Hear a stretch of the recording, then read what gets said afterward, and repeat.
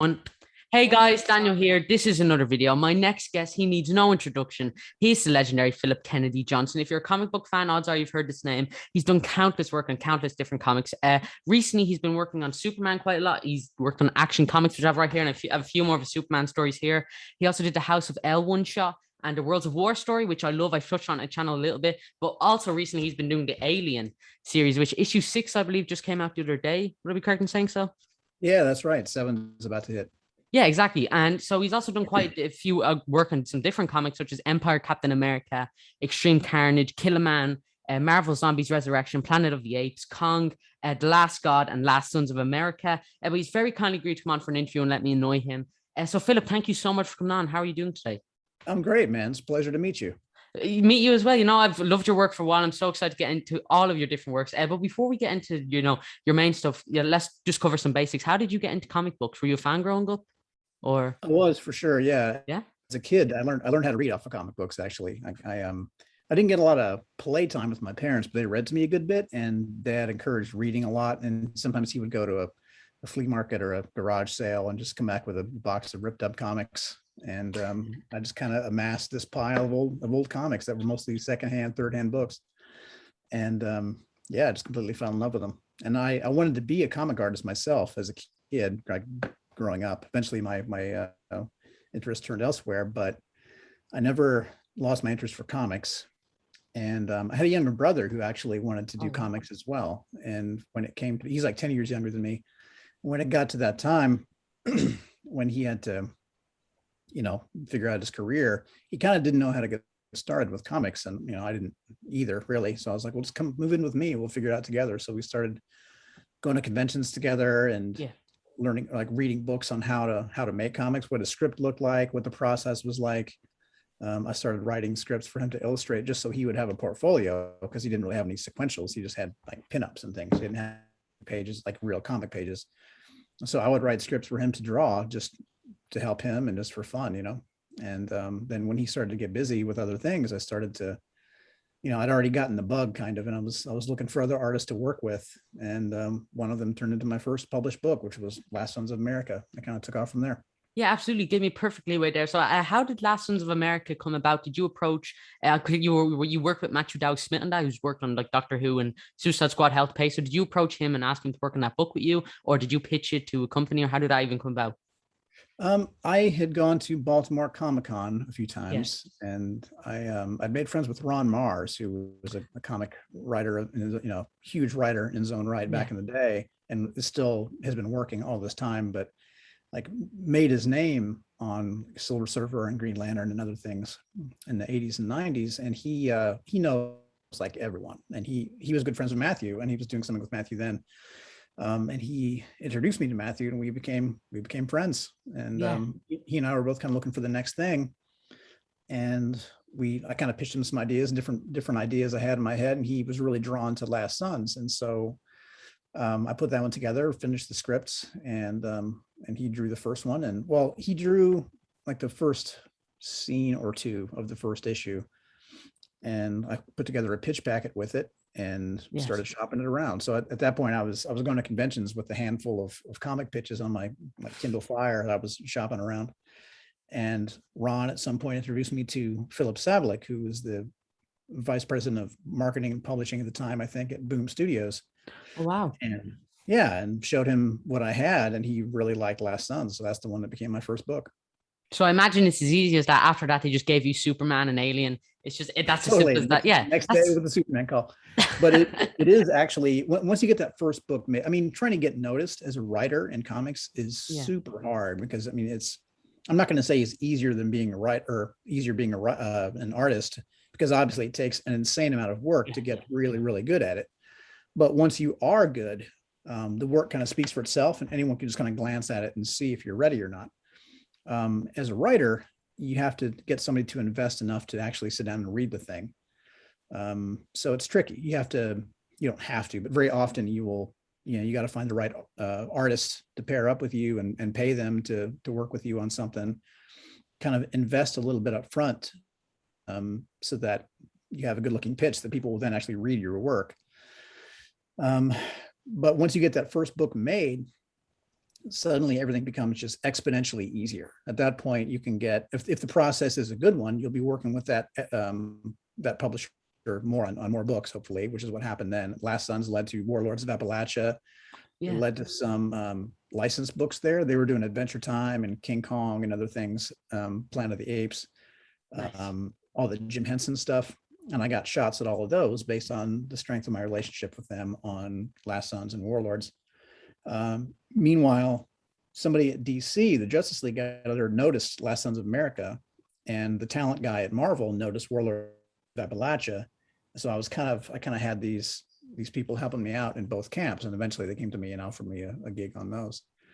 So my Boom Studios work led to all the other stuff. And you were like, guys, please, there's enough Phillip to go around. You know, do any of your books that you want? I'm sure, like I said, smooth sailing, you know, of course. So then Superman, I imagine, before even getting Superman, let's touch on Alien. Now, I believe that, like we said, issue 6 just came out recently. So how did this series come about? And I believe you were a huge Alien fan, you know, before you even got the job. Yeah, I'm a huge Alien fan. I was totally that kid who just did Alien doodles in class all the time. Just a massive fan of those movies. Yeah, I had already done Marvel Zombies Resurrection over there at Marvel, and to the observant reader, that's already basically an Alien story. Like, there's a lot of Alien in that book. The first issue, like the setup issue, had a lot of the first book in it, and the miniseries that followed had a lot of the second movie. So yeah, by the time they announced, I saw the announcement with everyone else when they announced that Marvel got the Alien and Predator licenses. I hadn't heard anything about it. And when I read it, I assumed they already had creative teams put together, but I also hoped there would be spin-off things. So I reached out to my Marvel Zombies editors, like, dude, you've got to let me take a shot at this. Like, I'm the biggest fan, you know. And having done Zombies Resurrection with me, he knew, like, he could tell from the material that I would be a good fit for it. And apparently somebody in the office was already kind of pitching for me to get that book. So it worked out really nice. Yeah, amazing. So I assume you just went into the Marvel office saying, someone give me Alien. You're tossing papers and stuff and saying, this is what I did. Someone, come on, someone give me Alien. It was honestly very much like that. It was via email. I didn't literally kick in the physical door, but it felt like I was. I never reach out to publisher or editors asking for specific jobs, like, never. But that was the one time that I did. I was like, you've got to give me this. You don't know what this means to me. So it worked out awesome. Yeah, absolutely. And so, like you touched on there, you've done some of your own comic book series, like Last Sons. So when it comes to something like Alien, this is already kind of a defined world, you know, because of course there's been all these countless films. So is it tough for you to kind of, while respecting canon, also come up with your new concepts? Because you can't, like, create a new Death Star, or, like, you know, if you know what I'm saying, like, can't do a world-ending event because someone would have probably mentioned it. So is it tough for you to kind of come up with your own ideas while fitting into the canon of Alien? There was a kind of a balancing act because I wanted, let's see, how do you say this? There were things about the Dark Horse books that I really admired. Yeah. But they do feel very, very different than the films to me. I don't like, they never felt like the same universe, except maybe at the very beginning. And every now and then there's a standalone arc that feels like it would fit into canon pretty well. But generally, it feels like there's the film Alien franchise and the comics Alien world, and it's a very different thing. And I wanted to kind of merge those together. And I thought that was the big, since it had just gone to Marvel, I felt like that was the big opportunity to do that. Like, because they had done such a great job of that on the Star Wars books. Like, now you could read any one of those comics and it fits right into film canon. And they're very careful about that to make sure it all lines up. And I wanted that to be the case with Alien too. I knew there was an upcoming game. There's the RPG, the tabletop RPG that's out there. There's the show that's getting worked on. I wanted to make sure it all feels like it's of one world, you know? So that was what I was most mindful of. I wanted it to feel like it was canon. I didn't want anything that was going to get tossed out later when things change. So I didn't want to do another story with Ripley or something because I was afraid that I might get disproven later, or anything that takes place, you know, between the prequels and the Ripley movies, because that's all still territory that might get explored. So instead, I did something that relies very directly on the first two movies, because those first two movies are sacrosanct. Like, nobody questions the validity of Alien and Aliens. Those first two movies are 10s out of 10. They're canon for sure. There's no one out there that's ever going to disprove those two movies. So I did a book series that is meant to feel like one of those films that belongs right on the shelf next to those others. And as far as the tone and the material, kind of toes the line between the claustrophobia and the almost like haunted approach to horror from that first one, and the big space marine versus the alien kind of action set pieces of the second one. I want something that has aspects of both of those films, tries to find ways to give us the chest burster moment that was in that first film without just repeating it over again, because we've already seen that happen, right? We're not going to get the same emotional reaction that we got after seeing that for the first time. So you've got to find a way to get that reaction without just repeating yourself, which is why we kind of did the new take on the chest burster scene. We also introduced the new big bad, the new kind of take on the alien queen without just showing another alien queen. I wanted to show a different kind of, boss fight at the end, So there's a lot of things you had to keep balanced to make it all work. Yeah, definitely. So like tonally, the comic very much feels like Alien 1. Are you trying to take it in that direction, or are you more kind of emulating Alien 2? Because, Alien 2 is definitely more action-packed, more, kind of action film, and it's great at that. But then, part 1 is more kind of horror, slow building, stuff like that. So you're trying to like tonally emulate one of the films, or are you trying to do your own thing? Very much in between. Like there were aspects of, there were very much aspects of the first one. If I had to pick one movie that is my favorite, I guess I'd have to say the first one. Yeah. But even though I recognize that the second one might even be just objectively the stronger movie as far as emotional investment, emotional stakes and everything, the way they develop the characters so well. But as a horror movie, man, that first one is just killer. It's so good. And it feels so, you're seeing the H.R. Giger inspired Alien for the first time. There are all these mind-blowing moments over and over. Like when you first see the inside of the derelict, it feels so, it feels so alien. It feels so unlike anything you've ever seen before. The space jockey in his seat there that's dead, the face hugger, the thing looks so real. Even that movie is so old and it still looks so legit. It's just incredible how well that movie holds up. I had to have those moments. I wanted those same mind-blowing moments. I wanted to capture that just grossness of the alien's life cycle, but also like the Space Marine versus the alien is such an iconic visual. Like it's such so badass, and people just expect it now. Like they expect that Space Marine thing.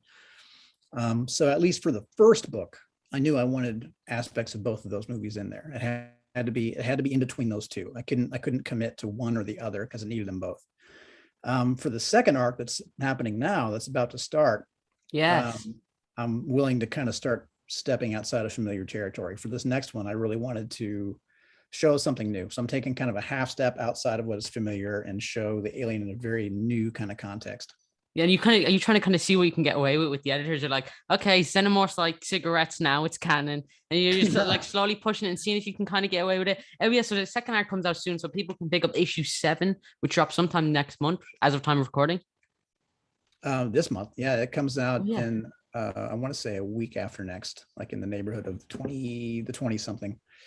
Yeah, and so people can pick that up from their local comic book stores. Yeah, absolutely. And so in one of your more other recent comics is Action Comics. I believe this is most recent issue. Would we curtain saying so? What number is that one? 1033? 1033, or is it 1033? Over here, 1034 has come out. Yeah. I can't speak for stores in Ireland, but here 1034 is on shelves and 1035 hits in a couple of weeks. Yeah, we're a couple of years behind. We just got technology last week, so if we give it more time, maybe soon we'll get Superman on this round. But yeah, so Action Comics. How did Superman even come about? Were you approached by DC to say, do you want to work on Superman? Or I was. First, are you familiar with 5G at all? The concept of 5G? Dan Didio's brain baby. Yeah, exactly. I was going to be very involved in that. I had some different kind of things happening for 5G, including I was going to be very involved in the cosmic stuff that they were getting ready to put together. Oh, nice. They wanted to make like a kind of a cosmic corner of the DC universe that was going to have a more present part. And I was very involved in that. But then 5G kind of like there were still a lot of questions, and eventually it all kind of, fell to the wayside, and we started focusing more on the traditional characters and their runs. But there were so many amazing ideas that came out of the 5G preparation by all different writers and artists. It was just incredible work being done, and we still wanted to use a lot of it. But we wanted to let the ideas kind of come out organically and not just obliterate the market with all these things all at once. Like, boom, here's everything's completely different now all at once. I feel like there would have been a lot of books that would have been ignored if that had happened. Yeah. I mean, people would have checked out Superman, Batman, Justice League, a few others, and kind of ignored, so I feel like some of the other really creative things at the fringes would have fallen between the cracks. And a lot of these books really deserve to get their own spotlight. So we're letting these things kind of roll out more organically now. Oh, yeah. And a lot of the ideas that I had coming together, they felt like would have been a really good fit for Superman. And they were like, would you want to pitch any of these ideas for Superman? I'm like, hell yeah, I would. So we put together this plan for Superman, and they let me do it. So yeah, they're like, we're going to give you Superman and Action Comics both. And I mean, not forever. I was kind of setting the stage. What's happening now with Tom Taylor on Son of Kal-El is something that we've been building to for a long time. And my job on the Superman Monthly was going to be to kind of set the stage for that run, to get ready for the book that was going to be all about Jonathan Kent. Yeah. And the other one would stay focused on Clark. And that one was the one that I would keep for a long time. Yeah, absolutely. And so where we're at. Yeah, definitely. And so 5G, I believe, turned into Future State in some elements. So is that how House of L came about? Was that did you have this as a concept for 5G, or how did House of L even come out? Because for those who don't know, this is a story set like a couple thousand years in the future, maybe more than that, of kind of like the offspring of Superman as a character. But so how did House of L come about? It's a little bit simplistic to say that 5G became Future State. There are elements that did definitely get rolled into Future State, but yeah, House of L, like as soon as Future State was decided upon as an approach, they came to me and asked if I wanted to do that book specifically. And I mean, of course I would. It's a chance to invent all these new characters I was super excited about, and very protective and taken with all those characters. I really hope I get to keep using them. They let me use them again in the annual this past year, which was awesome. Yes. So yeah, that was great fun. And yeah, it was all part of Future State. That was never talked about as far as part of 5G specifically, although I think eventually I might have come to that. We never got that far. It just became part of Future State. So it was really, really fun. Yeah, definitely. And so considering that this is like all these like couple thousand years in the future, do you have to kind of like make a family tree for how this all kind of played out? Because we're introduced to a bunch of new characters. So do you have to do any type of research for that? I didn't have to. You chose to. I ended up doing it. Yeah. Like I ended up kind of making a family tree that led from Superman all the way to Future State, which was just shy of 1,000 years in the future. It happened. That stuff's happening just before the events of like Legion and those kind of things. Yeah. So you're sitting there with a cigarette, looking at your board, like a detective, kind of put it all together. Say they all have to be related somehow, Like, yeah, all the like lines of yarn all around. You're just like slamming desks late night, stuff like that. Like I said, life of a comic book writer. But yeah, getting to introduce like all these new characters, it was fun for you to get to kind of come up with these like new concepts for characters, and like how these people would kind of be affected by Superman, and like what would it look like 1,000 years in the future in terms of Krypton and all these different concepts. Was it fun for you to kind of look in the future and then come up with these new concepts? Yeah, it was super, super fun. I looked at Legion a little bit to see how we could work elements of that. And I took the previous generation Brainiac, because there's a Brainiac in Legion. I wanted to use the generation of like the previous generation Brainiac as part of House of L, not literally part of the Superman lineage, but just kind of part of the family in that he's one of their allies. He's considered one of the family. Aside from that, I actually use a lot of elements of my current Action Comics run. If you've been reading Action Comics, there's this race of people called the Philosians that are very important. That's an original idea in my run, and the Philosians are a huge part of the House of L line. Drawing blanks on the names, but like Con-El and Allura are both Philosians, and they're also descended from Superman. So the powers are slightly different. Like Con-El is actually an L by marriage. And so he is actually, he's the big bruiser type. He looks super big and jacked. He's actually probably on the weaker side of the family tree. But yeah, so I try to incorporate elements of my current Action Comics run in House of L, so that it all ties together, which I got to explore some more in the Action Annual, which is cool.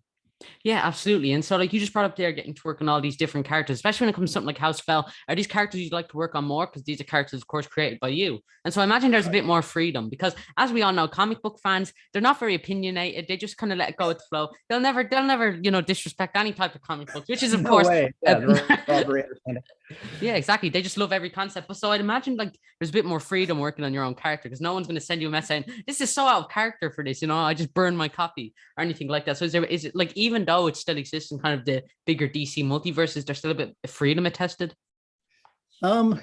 Yes and no. You're gonna tell me no one's gonna lecture me on what one of these characters would do because they're brand new and they're my idea. But Comic book fans probably will. They'll still find a way. yeah, there are a lot of pissed off people that they're not all descended straight from Lois. Because there are people who took, like, they just look at the cover and they think that these are Superman's children and each one has a different mom or something. And that is not the case. Okay. Like, so there is a family tree and I don't want to get into the details of who everyone's parents are because that's still kind of, I don't want to, I mean, I definitely, there is the lineage that I've written out. Yeah. I have characters in Superman's future, but I'm not going to be writing Superman for the next 200 years. I mean, there are going to be different people come along and add to this mythology. And I don't want to just assume that they're all going to stick to this. So if somebody else makes a choice later on, like let's say John dies 20 years from now, new child between him and Lois or him and someone else, maybe. Yeah. I don't want this whole family tree to just be out the window. I want, I don't want to reveal the family tree because I still want the action the House of L stuff to be canon forever. Yeah. Like we talked about with Alien, I want it to always be valid. But yeah, there are people who get real pissed off at the idea that Superman would ever get remarried. Even let's say Superman is immortal. Yeah. And Lois dies at age 90 and 400 years from now, Superman remarries to someone else because he's still young and strong. There are people who really hate that idea.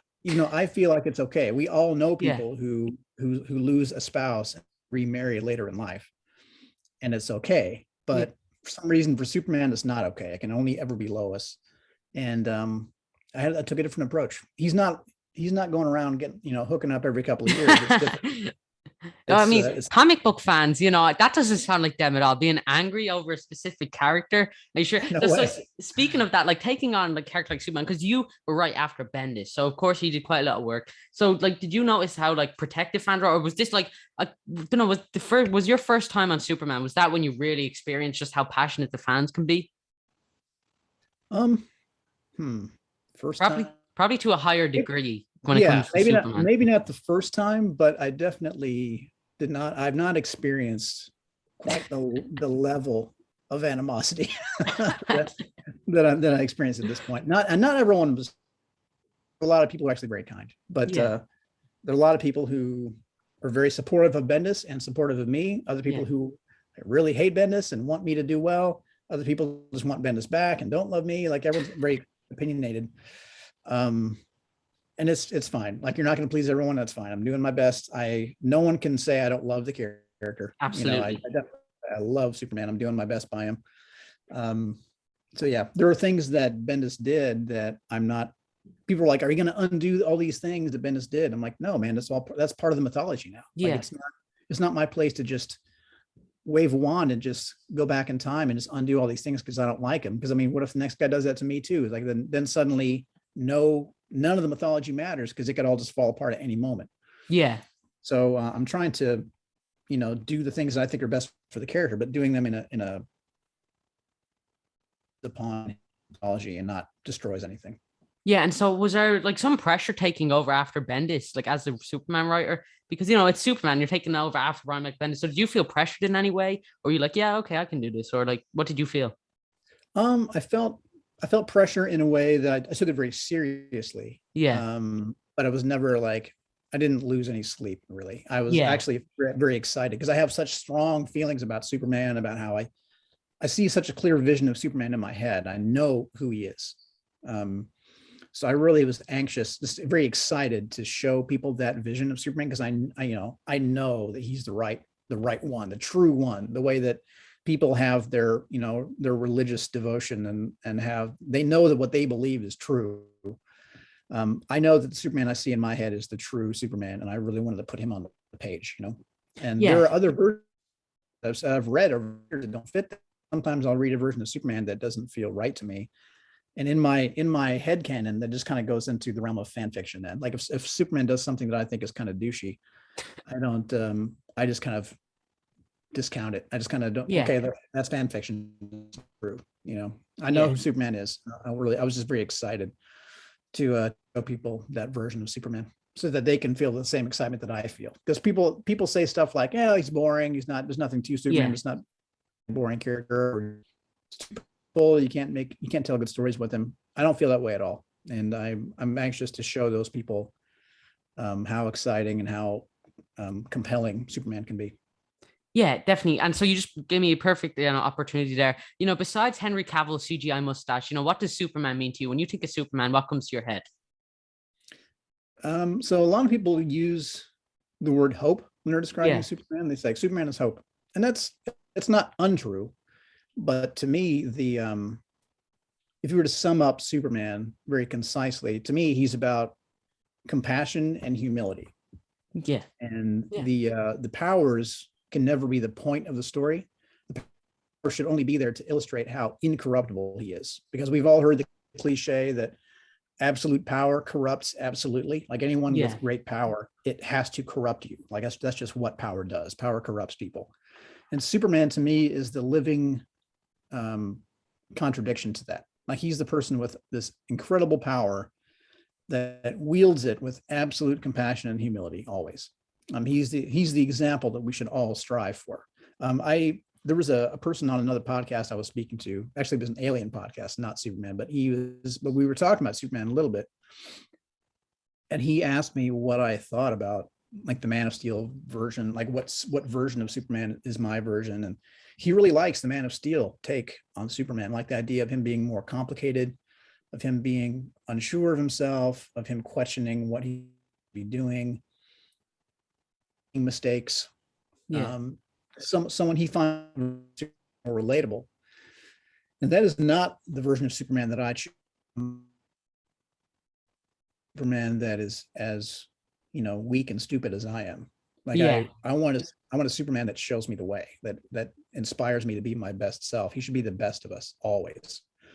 To me, that does not make him boring. It makes him aspirational. That makes him somebody that I want people to read my comics and get like chills, like, Superman is so awesome. I want to be that, I want to be that person. That I want him to just feel like $1 million.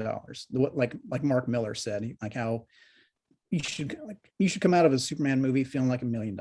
That's how I feel about the comics. They should see him and just be so inspired by how great he is, and not how powerful he is, but how much he cares about everyone. Yeah, absolutely. And like, as much as I love the Christopher Reeve films, there wasn't enough CGI, fake that mustache. So it didn't really work, that's just such a vital part of Superman. So canonically in your Superman universe, does he have that really weird push out jawline? This is an exclusive here, depending on how you answer it. So is that canonically your version of Superman? Yeah, naturally. After that movie came out, that gave that, I'm not going to say gave me nightmares, but I was definitely like, I can't believe this got through. Like, I can't believe that made it onto the screen. But after it was over, I saw some, people were talking about it and showing pictures of like the very worst screen grabs. And somebody posted a picture of Mario from the Nintendo game with the blurred out upper lip. Oh man, so atrocious. It was really funny. Yeah, well, I mean, in your Superman universe, that's just how I'm going to imagine it now.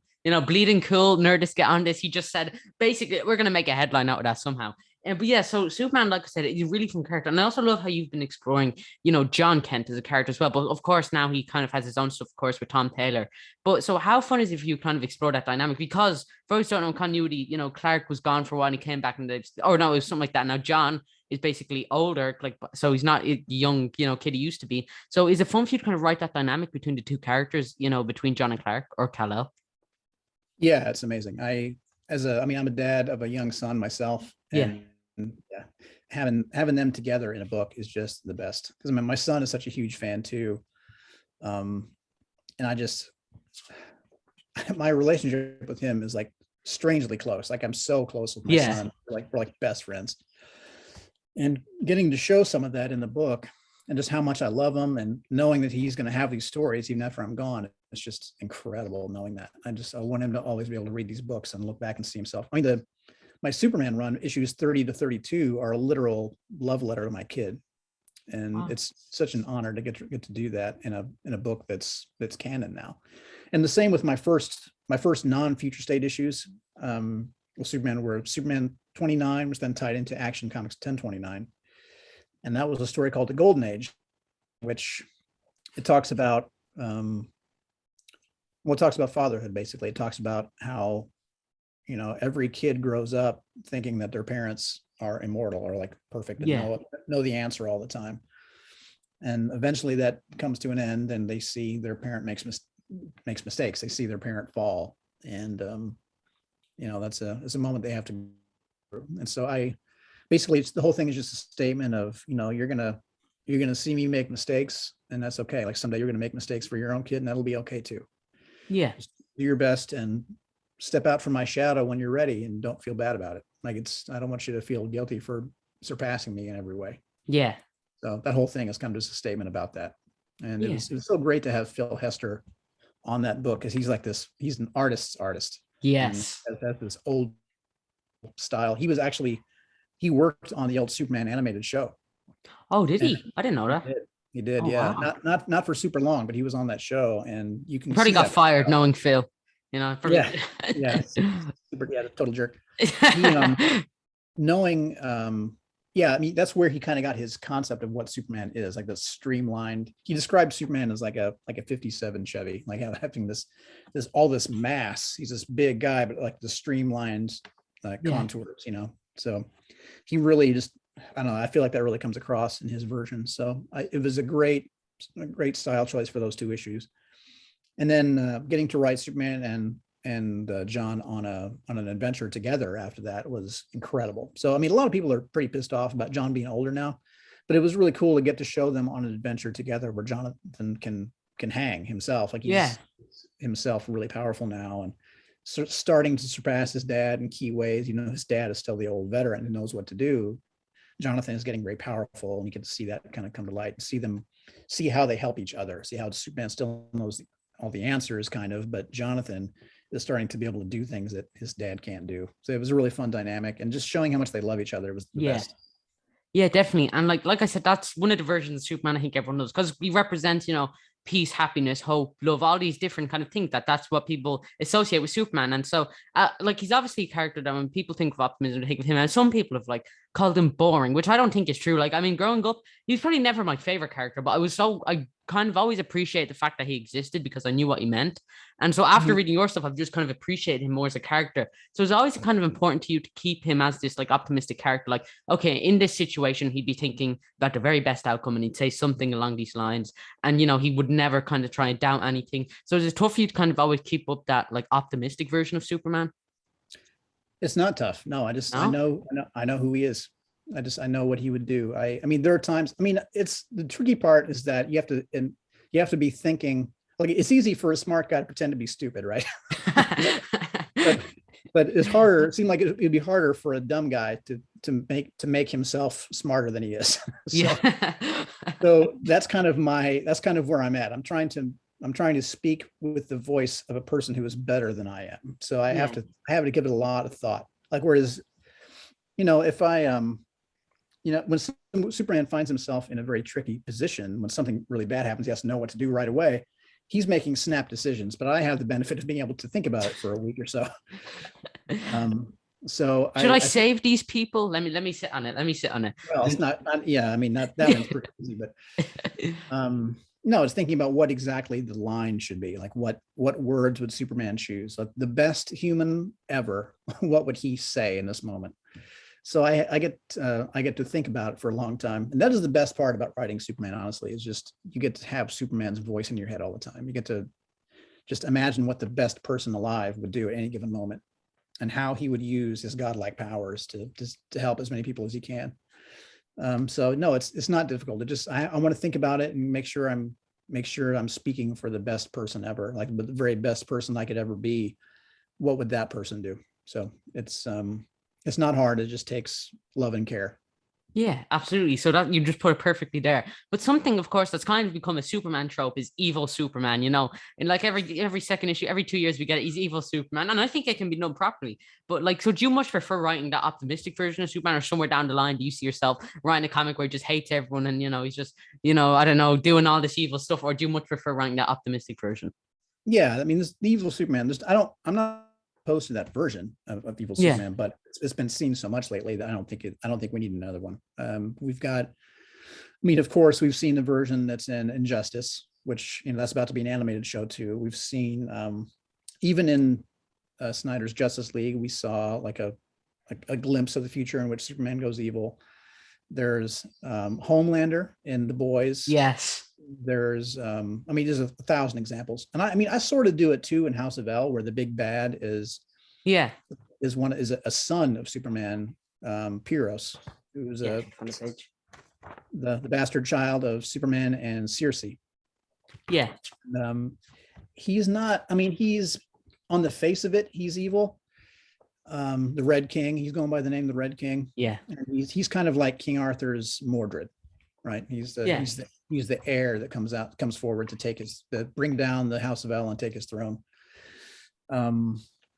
But even he has his own perspective. He's not exactly evil. I try to show that at the end, where Superman tries to redeem him and say, look, you've been made.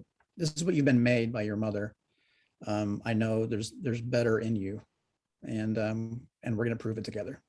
So that's the closest version of the evil Superman I've shown so far. And I do love that character, and I think he's a good villain, but I don't know. The idea of the evil Superman's been done so much. It's inevitable that version should be out there, because just this paragon of virtue.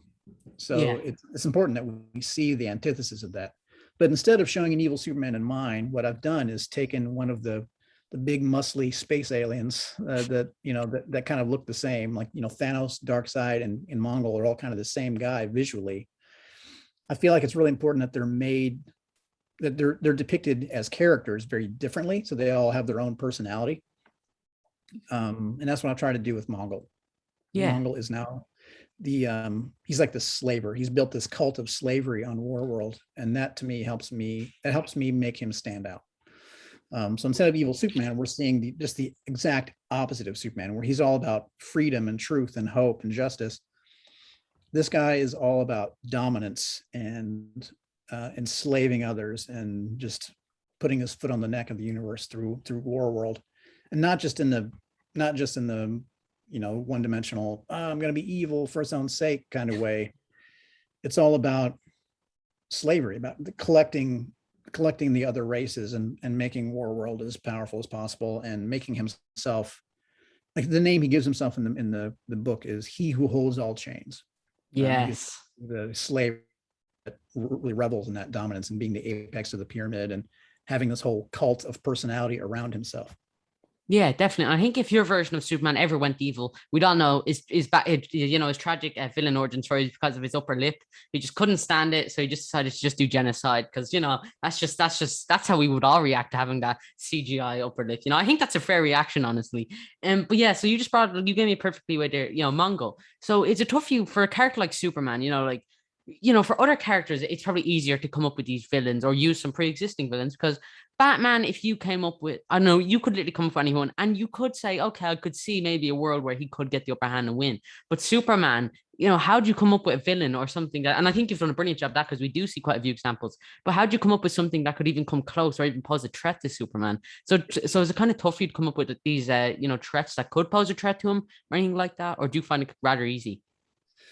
Well, I wanted to build on the mythology that Bendis has set up in his. Yeah. And he showed a good bit of Mongol in his, but at the end, like towards the end of his run, he also set up an issue in which Mongol was killed by his son. Yeah. And that gave us a new Mongol that Superman actually has not met yet. Wow. So that kind of gave us this big opening, because I always kind of thought, I never really thought much about Mongol. He's always just kind of this, to me, he was just like baby Darkseid. He was like Darkseid, just not quite That's his new nickname. Baby Darkseid. Well, he just wasn't quite as tough. Yeah. definitely tough, but Superman never really had that hard of a time taking him down. I mean, in the Bendis run, there's a point where he actually just he finds him and takes him down just because he's like pissed off. Like after his son comes back, he takes him out because he needs it. Yeah. So not much of a threat, and not a lot to him character wise either. He's just kind of an evil guy. But now that his son has killed him and taken his place, that gave us an opening to make a cooler version. So yeah, that's what we've done. So I wanted to take and build up. I wanted to show a lot more of the culture on Warworld, show a lot more of like what it would be like to actually live there, and to show what it would take to be in charge of a place like that. And I wanted to also talk about some current day events, about cult of personality, about propaganda, about human trafficking, and kind of work all that into a story in which there's this cult of slavery in Warworld with Mongol at its head. And not just that, he also has a strategy for how to beat someone like Superman. Like he's been watching, he knows that Superman's having an issue with his powers right now. There are things about Warworld itself that make that the ideal fighting ground for Mongol, as opposed to somewhere like Earth or anywhere else. So Mongol's ready for this fight in a way that his dad never was. Yeah, definitely. You just gave me like a perfect segue there. Worlds of War, which is quite possibly one of my favorite comic book stories of all time. I think it's so brilliant. And I just want to touch on that. But this was like, how did this concept come about? Because there were just so many cool moments I want to get into. But it's kind of like we see that in continuity, no one knows where Clark is, but it turns out he's actually on the slave planet, kind of just, doing this gladiator stuff. But he never really attacks anyone. And I thought there was a really touching moment in that story where we see Clark Kent wrote, like, I think it was like kind of a story about a real life homeless man. And he goes through it and you can kind of see the parallels there. But so, yeah, how did Worlds of War come about to you? Did you come up with that concept and pitch it to DC for Future State?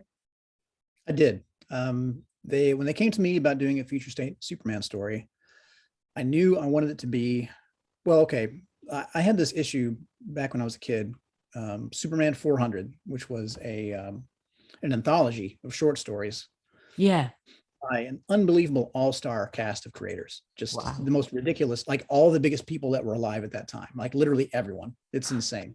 I mean, some of them just did pinups. Some of them did actual stories. Frank Miller did a short story. Oh, wow. There were pinups by Bill Sienkiewicz, Will Eisner, Steve Ditko. Wow, a list. Like Mobius. I think Shaken did the cover. Jim Steranko did a story. Just an unbelievable, like Brie Wrightson did something. Is that the one where on the cover Superman has like a gold sword? No, no, that's the other one. I think that's annual number 10, I think. Yeah, all right. I have that one as well, and that's also an important issue to me, just because from that visual, such a striking. Yeah, that's literally. I saw that image once with just him holding the gold sword. And I was like, okay, yeah. I don't even know the story, but I just think it's cool as a gold sword. So yeah, when are we getting a gold sword Superman in your stuff? When's that coming? It's coming. Be patient. Just 10 issues just explaining the sword. But yeah, so how did Worlds of War come out? Well, I wanted to make an issue a story that kind of paid homage to that issue that meant so much to me, because I mean, this whole thing is just about, Superman in the future, right? It's meant to be a few years down the line. We never really specified how many years. After it was already written, I think DC came out and said, this takes place 10 years in the future, but I never said that. Like it was never meant to be, like a specific number of years in the future. Yeah. But it's taking place after Superman has left Earth and nobody knows why. And I knew it was gonna be 2 issues, and I wanted them to both kind of be standalone issues that tied together. So the first one is meant to be, well, okay, I wanted this story to be, if I only got to do one Superman story ever in my life, this would be the one that I would tell. Yeah. And it kind of sums up my take Superman is and who Superman is and what he means to us. So that first issue, we see Earth after he's left and what's become of it and what people think of him, how they remember him, kind of his legacy. It's a statement on what Superman means to us. And we see these people that Superman saved during his lifetime to get together at this memorial where his ship landed and just remember him and talk about how how he saved them and where they think he is now. These fables about where he could be now, and we just get this glimpse of, what he meant to us. In the second issue, we see where he actually is, what he's actually doing. Yeah. And while we're seeing him fight for this other guy's life, we are reading an op-ed article that Clark Kent wrote during his time at the Daily Planet.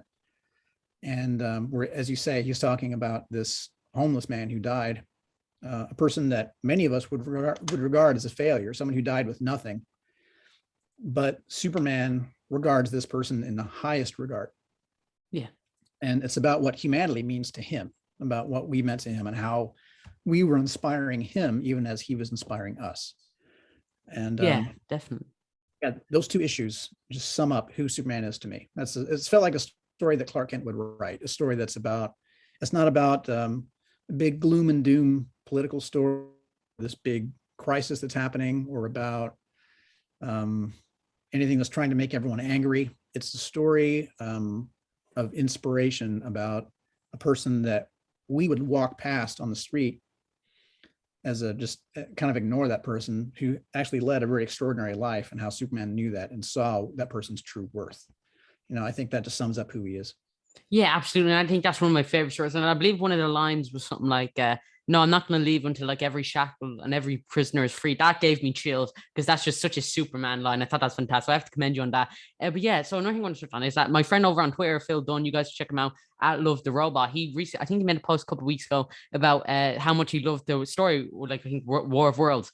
And so I commented, oh yeah, man, this was amazing. And I love the story as well. He said, oh, it'd be cool if you could get one of them to interview. So, you know, I'm here with my good friend, Phillip Kennedy Johnson. What can I say? We're practically best friends. We do bingo every Thursday. But yeah, so Phil, that's for you there. Yeah, so absolutely. Yeah, so working on Superman, of course, as a character, do you find yourself now like constantly coming up with new ideas and like constantly, because I think he's a character you can tell, like it could be hard for some writers to come up with all these different stories, but do you find yourself, because I know you're still working on action, but still coming up with new, fresh stories to tell about Superman and what he means? I do. I have ideas. Well, most of my just my spitballing, just making stuff up on the fly is now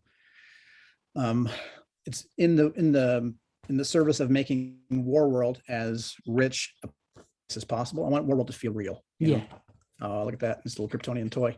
There we can see here. Yeah, I'm just pulling up some pages from the most recent issue where people can pick up. I thought this issue was amazing. And so we see some maybe a story arc, and I believe you got to write for a few other members of the Justice League in this. Would I be correct in saying so? Like is that the one where he and Batman meet up on the street? Yes. Here it is. That's a fun one. It's like a 2-page spread. Around the Justice League roundtable. Right. There's Justice League, I see. Yeah, and so was it fun for you to get to write for some other members of the Justice League? Yeah, definitely. It was cool to get to show a little bit of drama between them a little bit and see some differences of opinion where they're not all on the same side of something. Yeah, super family. Look at that. What an amazing page. So people definitely go pick that up from the local comic book store. But Amanda Waller's also in this. She seems to just be in every DC book. You know, that's fantastic. I'm not complaining. We need more Amanda Waller, but she's just been in practically everything. But yeah, so what's it been like getting to work in this story arc? And I believe we see more in issue 1034, which comes out, which actually comes out in America. What's it been like getting to work with Atlantis and also Amanda Waller? And we kind of see that maybe things are kind of bubbling, you know, between Atlantis and the government. They seem to be at war. And we see Superman deliver this really great monologue about how, just stop fighting, man. Like, come on. So what's it like being getting to work on that? Incredible. I mean, we're building up to what's called the Warworld saga. Yes. And that is, I haven't been hiding the fact. Yeah, look at that. Wow. I haven't been hiding the fact that we are building up to what we saw in Worlds of War. I didn't want that story to be one that just didn't count. You know, I wanted it to be something that matters. And so that's what we're doing. We're building up towards the Warworld saga, and that's what Warworld Rising is doing. For him to go to Warworld without John, without Lois, without the Justice League, potentially for a long period of time, there had to be a certain number of pieces on the board, so to speak. Yeah. And so we, you know, the Warworld ships coming to Earth, the Genesis fragment, it landing in Atlantis, the division between Aquaman and Batman about what to do with the fragment, about the effect that it has on Atlantean creatures. Yeah. Things all kind of come together to put the pieces where they need to be for this Warworld thing to happen. Yeah. So yeah, it's all in service of that right now. And it's been really cool to get to show. I'm kind of obsessed with Atlantis too. I really love that place. So I always want to see more of it. So it's been a great opportunity to flesh out Atlantis a little bit more, show a little more of their culture, show Aquaman's relationship to it. Now he's not king anymore. Just show where his alliances lie, you know, because he's always kind of been torn between the surface world and Atlantis. And now we get to see him kind of in a position where he has to choose. Yeah. That's been really fun.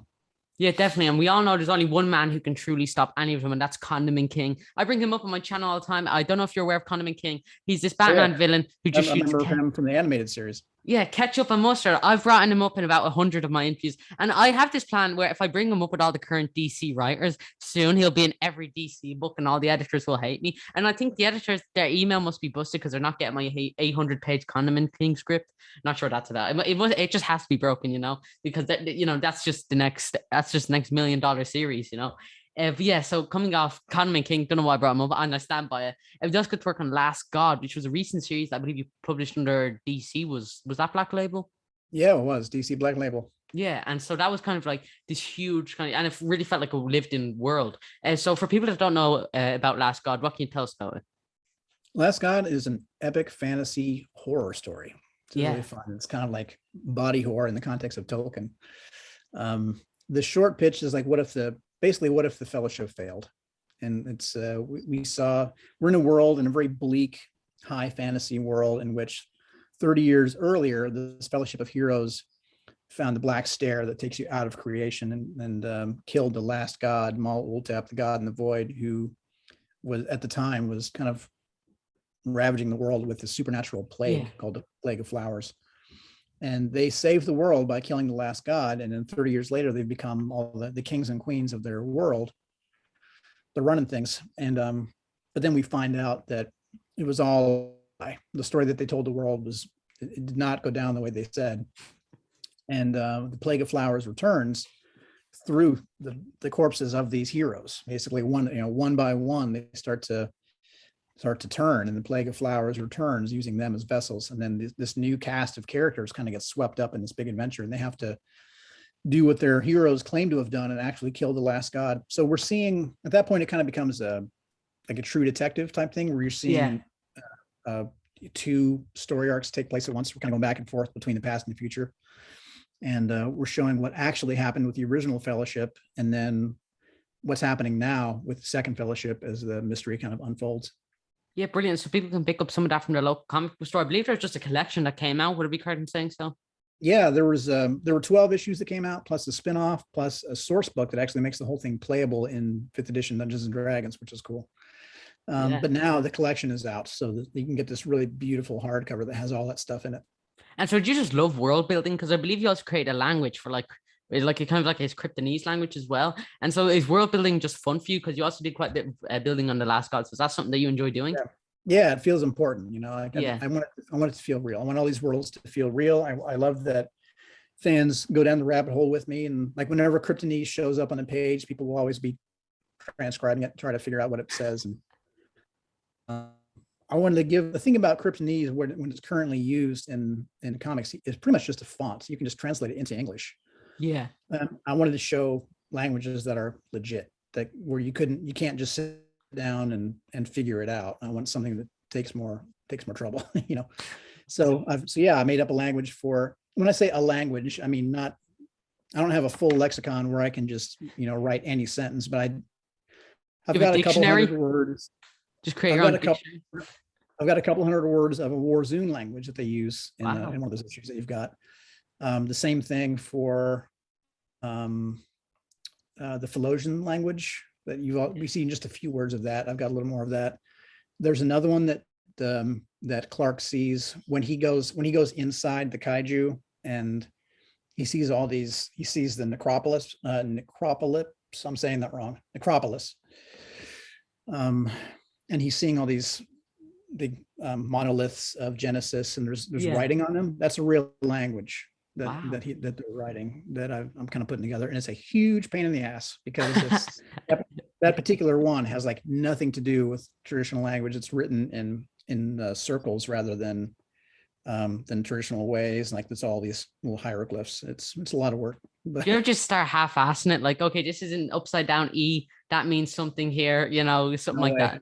You have to have to sit down, get on the reading glasses, start writing out like, yeah, it's got to feel legit. I really want it to feel legit. So, and the Last God is very much the same way. I put a lot of work into that one. There were several languages in that one that show up on the page as well.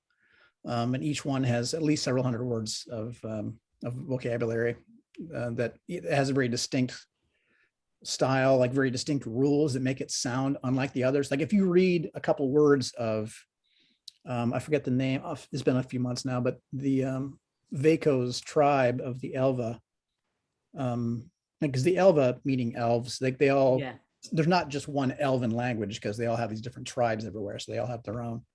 So Vaco's tribe speaks a certain way, and you can just see a few words of it and recognize it as that, versus the Dwaro language, like the dwarves, kind of like an offshoot kind of cannibal version of dwarves that have a very, very different language that you can just glance at and tell that it's different. And then there's language of the gods in that world as well that also feels very different. So I wanted them to all feel unique the way that, you know, Japanese, English, Spanish, Latin, you know, these all look very different from each other. And I wanted the languages in that world to feel different too.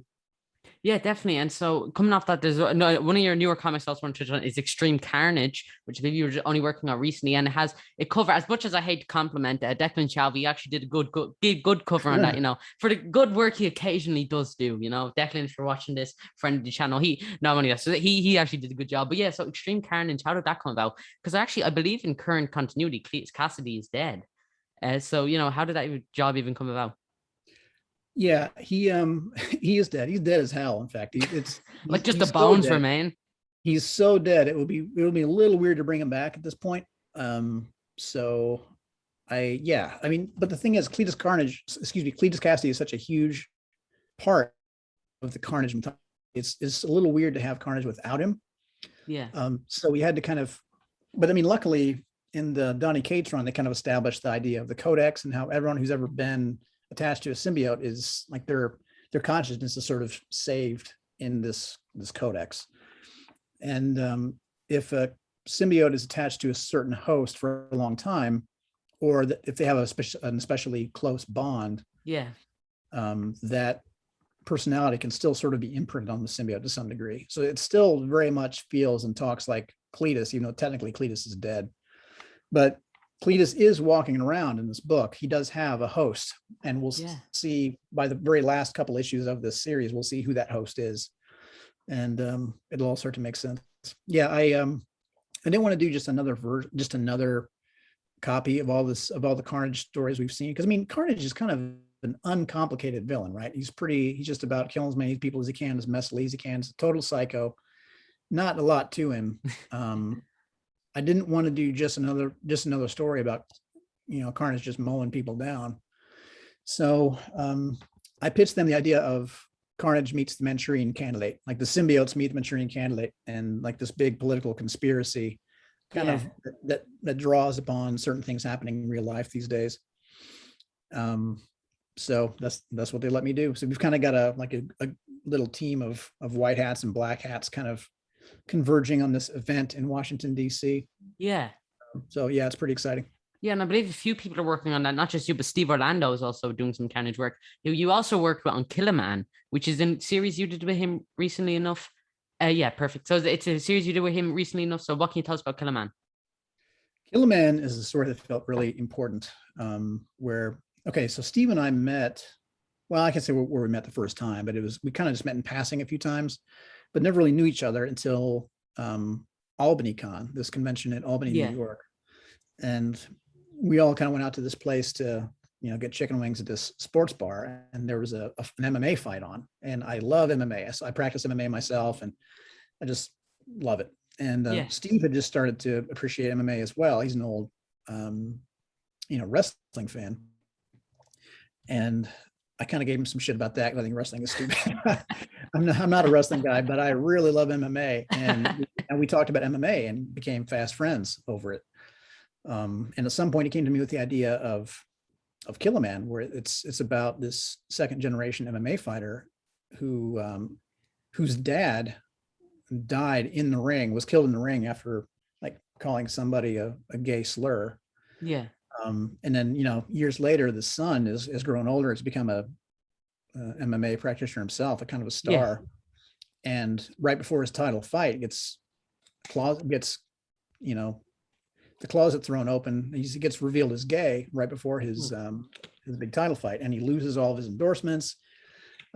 his friends, his fans, UFC finds a way to dump him, Yeah. and he has to kind of fight his way back from all that. And the only one who will train him at that point is the fighter who killed his dad a generation earlier. Wow. So it's a really powerful story.